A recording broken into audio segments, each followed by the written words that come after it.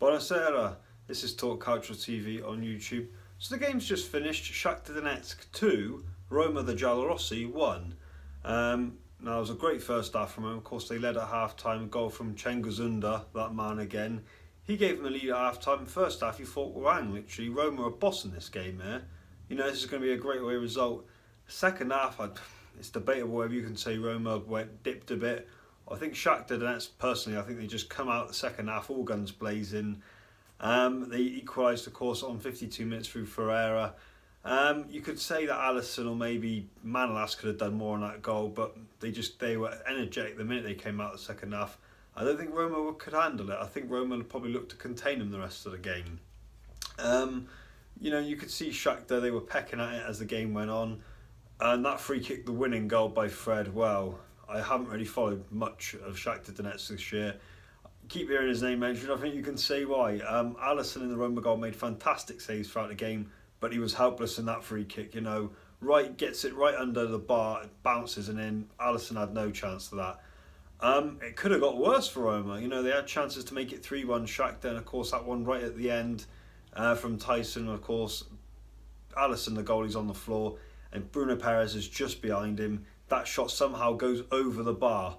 So Roma have dodged a bullet there. I've got to say a couple of things which I thought changed the game though.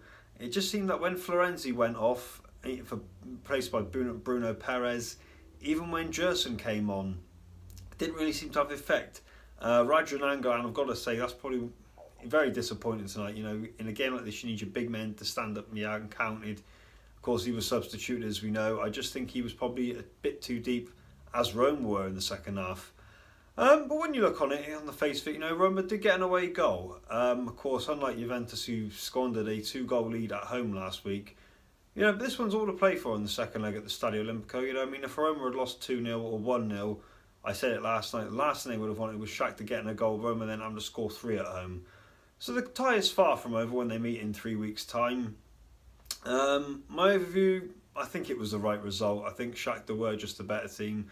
That is now, Shakhtar have beaten Roma 4 times now. Roma just 1 win, but they'll need to make that 2 if they want to go to the quarterfinals of the Champions League. But I think this tie is far from over. I still think it's an advantage for Roma right now. They'll be glad that the game ended 2-1 and no further goals in that one. You know, you see Di Francesco, I'm sure, given his recent form, you know, some will probably criticise his tactics and everything, but in that first half, Roma were the better team. Game of two halves was a famous cliche, as Jimmy Greaves used to say, or it was a funny old game. But there you go tonight. So that's it then. So tell us what you thought of tonight's game. Like, comment below. Shakhtar Donetsk worthy winners. Could it have been more? Did Roma deserve something out of the game? Were they too negative in the second half? Tell us what you think, and don't forget to subscribe. Talk Calcio TV on YouTube, and we will see you on our next episode just before we head to the Eternal City this weekend.